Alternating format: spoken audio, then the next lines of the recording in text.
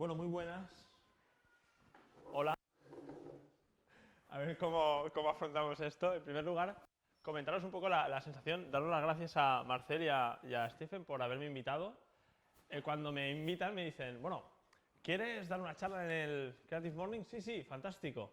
Y luego te dicen el tema, ¿no? Dicen, es trabajo el tema. Y dices, vaya, menos mal que ha sido este y no otro porque si no, no hubiese tenido ni idea, ¿no?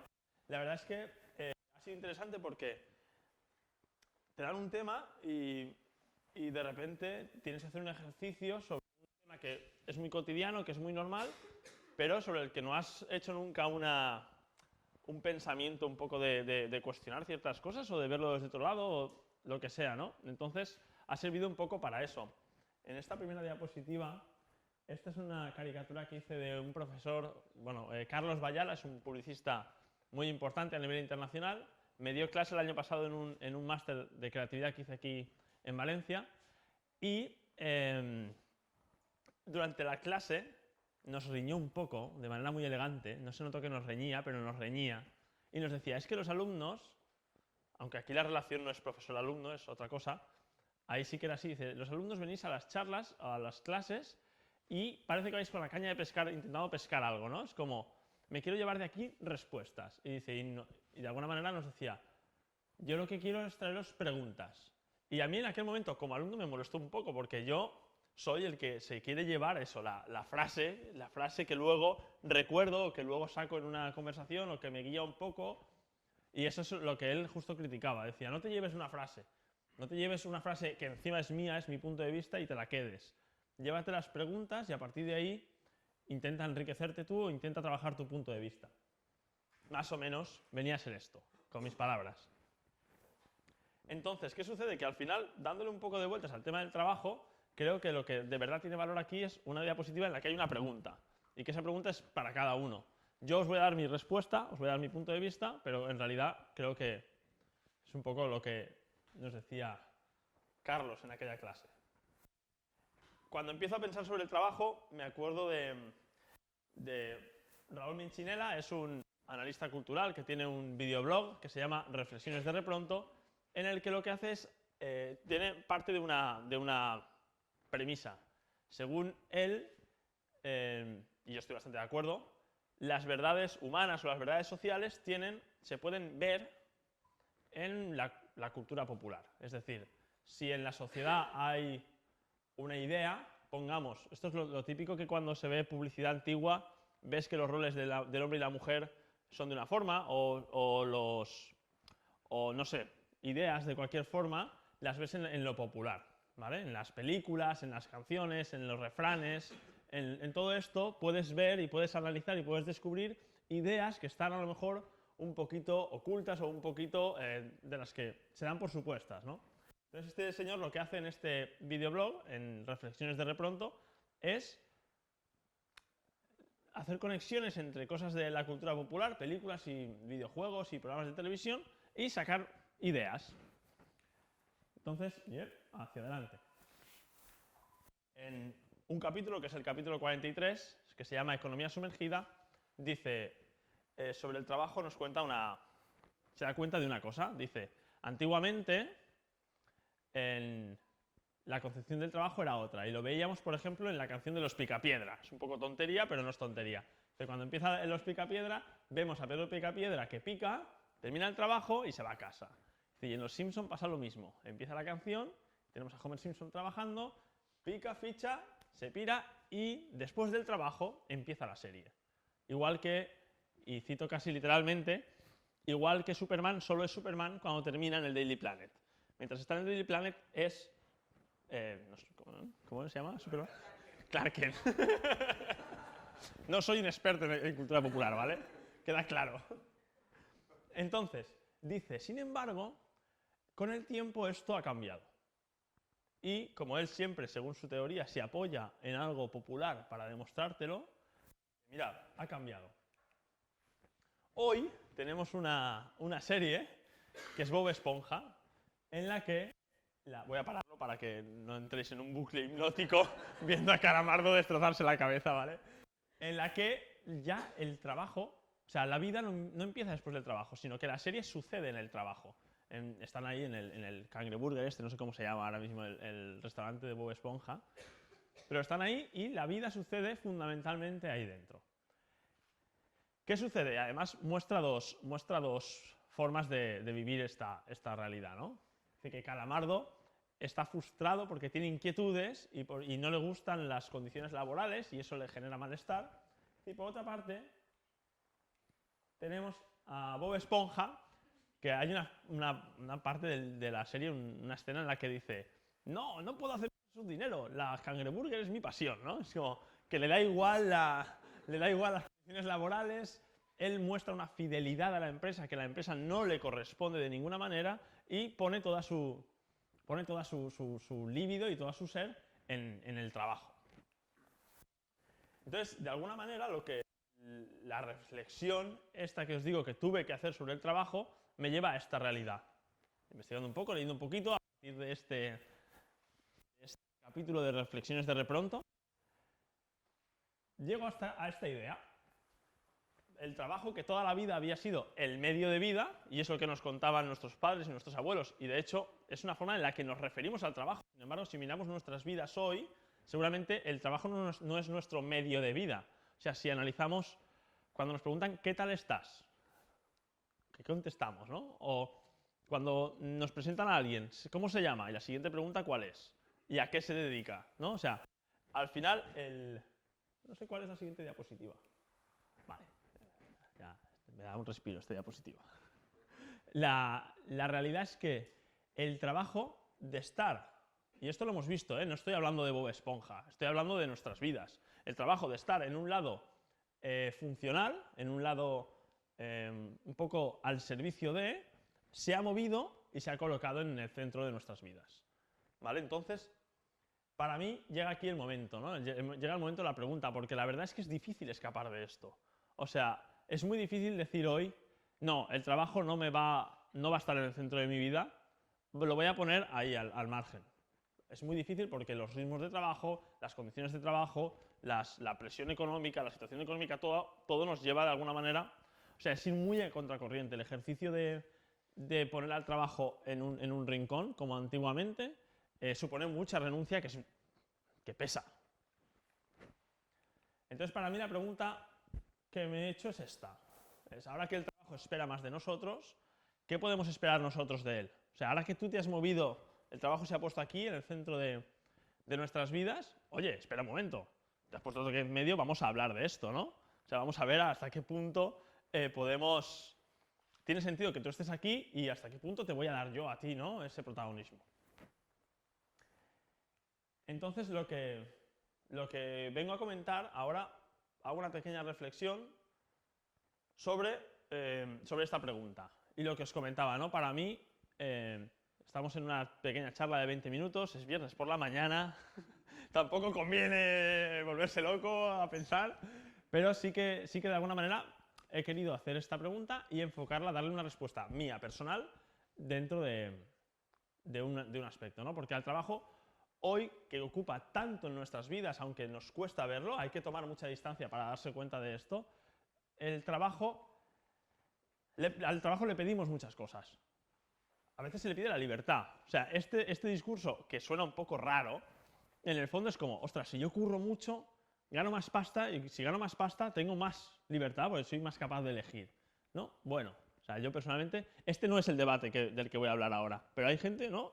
Hay gente, o está bastante extendido, todos, es como que le podemos pedir libertad, le podemos pedir también autorrealización, que es como, no, yo me voy a desarrollar y voy a crecer y voy a dar el máximo de mi ser y de mi yo aquí, a través de este vehículo. A mí, sin embargo, que son dos debates en los que no voy a entrar, porque no. A mí, sin embargo, me interesa mucho este debate, que creo que además es uno más abarcable, porque los otros tocan demasiado lo que es lo profundo de la vida, es como demasiado para un desayuno de viernes por la mañana con donuts rosas. Y este sí que me interesaba un poco más. Esta es una ilustración de Juan Josáez, del libro El arte, conversaciones imaginarias con mi madre, que es un libro que para mí es una maravilla, porque te explica el mundo del arte con una sencillez muy grande, y viene a explicar lo que es el ejercicio artístico. Él, durante todo el libro, cuenta que el arte no es algo complicado y el arte no tiene por qué ser algo endiosado ahí arriba, sino que cuenta que el proceso es este. Es de dentro, o sea, el que tiene inquietud artística o creativa tiene algo dentro, tiene un sentimiento dentro, lo saca hacia afuera, lo codifica en algo y lo comparte. Entonces él decía, cuando mi madre, que nos quiere mucho, aquí en el corazón nos quiere mucho, para contárnoslo nos hace un pastel de manzana, y ahí pone su cariño y se lo curra mucho porque nos quiere mucho y luego lo comparte con nosotros. Si yo digo, mamá, qué bueno está el pastel, le estoy diciendo, mamá, yo también te quiero. Y si le digo, no, estoy haciéndole un desprecio mucho más que a un pastel de manzana, ¿no? Entonces, esto, de alguna manera, explica el ejercicio artístico, el ejercicio creativo, que yo creo que hoy, los que estamos aquí, todos, de alguna manera, por nuestro perfil y por los jaleos en los que nos metemos, seguramente todos tengamos dentro ese no sé qué, ¿no? Que me lleva a hacer algunas cosas que, pues a pintar o a dibujar o a tener un proyecto personal así o a enfocar este otro proyecto profesional de esta otra manera. Quería compartir también una ilustración. Esto es un dibujo que hice allá por 2008, que lo compartí hace poco en Facebook porque me llamó mucho la atención. Fue como que me dije, coño. Estaba revisando dibujos antiguos, que además tengo muy pocos porque muchos los destruí en un arrebato de estos de locura un poco tonta. Y lo vi, y cuando lo vi me llamó mucho la atención porque vi en los trazos y en la temática, vi mi momento en ese momento de mi vida, ¿no? Mi sentimiento y mi forma de expresar. O sea que yo cuando hice este dibujo, que no es ninguna maravilla, sí que hice un ejercicio creativo o artístico de codificar lo que tengo dentro y sacarlo fuera, ¿vale? Entonces, si yo veo hoy un dibujo mío, pues son rasgos un poco más fuertes, un poco más seguros. Aquí estaba un poco ñoñado. ¿Qué es lo que quiero decir? Es que al final este ejercicio artístico existe, o sea, esta inquietud artística existe, que la forma de codificar las cosas, igual que no sabemos muy bien qué estamos codificando, la forma de codificarla es muy diversa. O sea, puede ser, os habrá pasado con diseñadores, es muy obvio de ver, ¿no? Cuando con un diseñador él te propone una línea gráfica y no, al final en la agencia hemos decidido, el cliente ha dicho que vamos por esta otra línea. Y notas que hay una pequeña tristeza, una pequeña frustración ahí. ¿Y por qué es esa frustración? Es porque la respuesta fácil es decir, es que tiene mucho ego y se cree que eso es una tontería. Puede haber ego, no digo que no haya ego, pero la realidad es que el diseñador en esa línea gráfica que le interesaba, que no es la que ha cogido el cliente al final, él comulgaba y tenía una comunión y rimaba más con él. De alguna forma, lo que él siente dentro o la inquietud que él tenga dentro, que puede ser desde expresar un sentimiento o tengo una inquietud o me interesa este tema o me flipa el fútbol y quiero hacerlo sobre fútbol esta campaña o me quiero superar y quiero hacerlo mejor que mi vecino que ha hecho una campaña hace poco que está muy bien. La inquietud puede ser cualquiera y la forma de expresarlo puede ser cualquiera también. Una estética casa con él y la otra no. Por eso es una violencia para él moverse hacia el otro lado. Entonces, ¿qué sucede? El ser humano, nosotros, yo y todo el mundo, tiene necesidad de codificar lo que está dentro. Unos a través de pasteles de manzana y otros a través de instalaciones artísticas digitales o lo que surja, ¿no? Sin embargo, la realidad es que cuando elegimos el trabajo como vía de expresar esta inquietud artística o esta inquietud creativa, nos encontramos con esto, ¿vale? Que es la forma de expresar el drama, ¿no? Del diseñador, el drama del creativo. Make the logo bigger, o sea, ponme el logo más grande. No me cuentes, no me transmitas solo tu pasión o tu inquietud, porque yo tengo otra historia. Y esto es una fuente de frustración muy grande. Y es una guerra, o sea, es el combate de diseñadores, agencias. Yo hablo un poco de lo que más cerca me pilla, pero supongo que antes arquitectos os pasará igual, ¿no? O sea, tenéis un proyecto y os pasará lo mismo, tenéis que el budget, el presupuesto os limita, la solicitud del cliente, a vosotros os gustaría hacer un palacete, no sé, palacete como románico, no sé cómo son los palacetes. Pero luego el cliente pues quiere un chalet para pasarlo con su... ¿no? Y ahí hay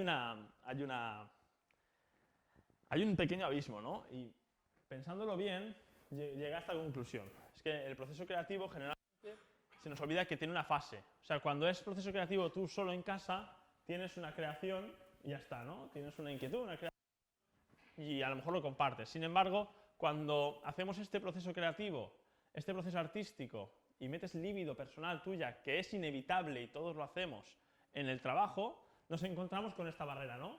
El brief, cómo mola el brief, de puta madre, ¿no? Es cojonudo, podemos hacer algo bueno. La creación, una semana de trabajo, tienes una idea chula, te mola, te implicas emocionalmente con ella, que si dices, es que es mi hijito, ¿por qué? Sí, de verdad lo es. Lo presentas, ha ido bien, vuelves de la presentación, la cantidad de veces que volvemos de una presentación contentos y luego es una mierda, es enorme. ¿Por qué? Porque en la presentación todavía no nos hemos encontrado con el muro que frena todo esto, que es lo del hazme el logo más grande, es la política. ¿Y la política qué es? Es la convivencia de intereses. O sea, cuando haces el ejercicio creativo en un entorno laboral, no tienes solo el interés creativo, no está solo tu interés creativo, está el interés pues, del cliente que tiene unas necesidades comerciales, del contacto de marketing que quiere marcarse un tanto para ver si asciende, del presupuesto, de la competencia del cliente que ha hecho no sé qué y por tanto tu cliente va a reaccionar de otra forma y entonces hay una maraña de intereses tan grande que es súper difícil que tú llegues de verdad a hacer un ejercicio creativo y artístico puro. Esta es mi respuesta. Esto es un artista en el mundo laboral. Vale. Cuando estuve con Stephen, vino a la agencia hace un par de días y yo tenía la presentación a medias. Este no va a parar, este va a estar aquí, recordarnos de qué va esto. Cuando... Lo voy a parar que me vuelvo loco yo. Luego lo pondré otra vez. Cuando vino, estuvimos hablando de esto, le presenté la idea un poco a medias, me dice, uy, qué negativo, ¿no? Y digo, mira, suena negativo. O sea, la tendencia es a decir, si quieres puedes, lo vas a conseguir, solo tienes que seguir remando. Y estoy seguro que pones en YouTube coach creativo y te sale una charla de un americano que habla mucho más cool que yo y que te cuenta que no tengas miedo a tus sueños, tira para adelante. Pero la realidad es que no vivimos solos y lo que os comentaba, ¿no? Para mí, lo que le comentaba a Stephen es, no, para mí no es negativo, para mí es muy sano haber entendido esto, para mi vida, y esto es personal, ha sido muy sano haber entendido esto y haberlo interiorizado porque es una fuente de frustración gigante cuando no entiendes esto, ¿no? Cuando no entendía esto. Que sí que me gustaría, voy a daros vida otra vez, que os estáis durmiendo, sí que me gustaría comentar que, por ejemplo, o sea, es verdad que no podemos llegar al 100. O sea, la inquietud artística no la vas a saciar al 100 con el trabajo. Imposible, pero tampoco es un 0. O sea, en el trabajo sí que hay oportunidades, de explorar y sí que hay oportunidades de convivir con otra gente que hace otras cosas que te pueden gustar. Igual que en los otros debates en los que no iba a entrar, ¿no? La libertad. Hombre, pues yo creo que el trabajo libre no te hace. Tendríamos que debatir qué es ser libre. Pero, hombre, sí que te da autonomía, te da posibilidades, te permite avanzar, te permite construir, ¿no? Lo mismo, autorrealización. Bueno, para mí ya la palabra autorrealización le sobra el auto, ¿no? Porque es como vivimos siempre en relación a otros, ¿no? Y a otras personas. Pero es eso, ¿no? Realizarme como persona, o sea, llegar al nivel 100. Si yo fuese un Pokémon es llegar al nivel 100, ¿no? Eso es autorrealizarse, no sé lo que es, ¿no? Digievolucionar, no sé lo que es. Pero al final es lo mismo. Hombre, puedo crecer, puedo aprovechar mis virtudes, puedo aprender. Y eso es gratificante, pero al 100 Eso es un poco lo que viene a ser mi respuesta, es trabajo. Y vuelvo a Bob Esponja, ¿no? Es, te has puesto aquí, ojo, no te pongas tan en el centro que no me lo puedes dar todo. ¿Vale? Esa vendría a ser mi reflexión. Aquí tenemos el GIF de nuevo. Y otras respuestas, que voy a aprovechar un poquito para algunas reflexiones que tengo, pues comentároslas, ¿no? Queda un minutito. ¿Voy bien de tiempo? ¿Sí? La primera es esta imagen hace un par de años. Bueno, yo arranqué la agencia hace 5 años casi con mi socio y somos pues una dupla creativa, un copy y un director de arte. ¿Qué nos pasó? Que a los 3 años, el hostiazo que nos habíamos dado era gigante. O sea, y como marca íbamos guay, había proyectos interesantes y más o menos, pero la realidad empresarial, la realidad laboral y del mercado era demasiado para nosotros, ¿no? La política, esa tercera fase, esa última fase que os ponía ahí de la política es lo que nos podía. Empezamos a colaborar con nuestras 2 nuevas socias y fue un alivio bestial. ¿Por qué? Pues porque el lado aventurero necesita un lado sensato. O sea, quiero decir, una forma de que, a ver, no voy a llegar al 100, pero en vez de quedarme en el 60, llegar al 80, es unirte de algo que la fase política la entienda mejor y la trabaje mejor. Lo que se dice, pues, no sé, pues un socio, una directora de cuentas o un director de cuentas que entienda vaya al cliente y reme en la misma dirección que tú, eso te puede ayudar. O sea, que esto podría ser para mí ha sido una lección importante, ¿no? Es no vayas solo, únete de alguien que por esa parte como Indiana Jones y su padre Henry Jones hacen en la última cruzada. Por otra parte, otra idea que me gusta es que las empresas se parecen a sus dueños. Al final, la búsqueda de un trabajo es la búsqueda de un lugar. Es un lugar donde hacer este ejercicio que comentábamos antes, artístico y creativo o de cualquier otra forma. Entonces, las empresas se parecen a sus dueños, por eso las multinacionales se parecen todas tanto entre sí, porque son todas posesión de un comité de dirección, ¿no? Pero si tú vas, no sé, voy a poner un ejemplo súper tonto, ¿vale? O a lo mejor no es tan tonto, pero imagínate, en una empresa el dueño pues, es un machista. Pues coño, si eres mujer, en esa empresa no vas a crecer y vas a tener un muro, pues pírate a otra en la que, o sea, lo que quiero decir es que si el dueño, si el socio o los socios tienen una filosofía, y no me refiero a filosofía empresarial, no me refiero a palabrería, sino a auténtica visión del mundo, eso se empaña en toda la empresa. Entonces, cuando vayas a una empresa, si es una empresa muy grande es difícil verlo, pero en una empresa pequeña o mediana es fácil verlo. Tú te fijas en el dueño y sabrás si ahí se vive bien, si ahí se convive bien, si ahí los tratos entre la empresa y los trabajadores son justos, si la comunicación es fluida, si es transparente, si no, eso se sabe. Si te fijas en el dueño, igual que los amos y los perros se parecen, según este anuncio. Mingote encontró el lugar. Mingote, para mí, es un artista bastante poco reconocido en España y creo que es porque era de derechas, pero no me hagáis caso, ¿vale? Sin embargo, él tenía una visión del mundo, tenía un espíritu y encontró un lugar donde podía desarrollarlo. Bueno, pues a lo mejor el ejercicio a nivel laboral a veces es ese, es ir trabajando, ir creciendo, ir aprendiendo para encontrar un lugar donde yo sé que al 100 no llego, o al menos es mi opinión, al 100 no vamos a llegar en nada, porque el trabajo no tiene la capacidad de ello, pero intentar acercarme lo más que pueda. Y por último, que el mundo está cambiando un montón y que estoy seguro, yo tengo 28 años ahora, me quedan 39 para jubilarme. ¿Vale? Yo tengo 5 años de experiencia laboral, 6, y estoy cansado. Y me quedan 39, es enorme. Entonces, y además el mundo está cambiando muchísimo. Las formas de relacionarnos, la naturaleza de los negocios va a cambiar tanto que estoy seguro de que no voy a ser copy creativo toda mi vida. Estoy convencidísimo. Entonces, bueno, pues también disfrutar del proyecto, ¿no? En España es como una frase indiscutible cuando un señor dice, porque yo llevo 20 años en esta empresa, y es como, lo que él diga hay que hacerlo. Para mí es al revés, es, bueno, lo que tú digas a lo mejor está un poquito ya manido, eso está un poquito ya rebozado, de tanto tiempo a lo mejor sin airearlo. Bueno, y por último, y si nada funciona, pues no nos olvidemos de lo que nos enseña Homer Simpson, que es que lo bueno empieza después del trabajo. Y nada más. A ver, aplaudidme con los contactos. Gracias.